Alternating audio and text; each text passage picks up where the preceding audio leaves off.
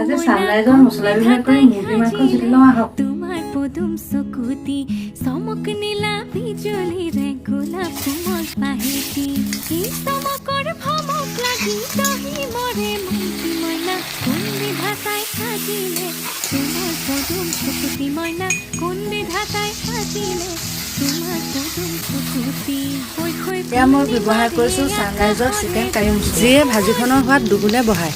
পাবানো মেলিলে হাত দুখনি সমইনা ক'ত পাবানো মেলিলে আৰু ৰঙৰ কাৰণে ব্যৱহাৰ কৰিছোঁ সানৰাইজৰ কাশ্মীৰ মিৰ্চ। শেষত সানৰাইজৰ চাহী গৰম মছলা দি ভাজিখন নমাই থলোঁ।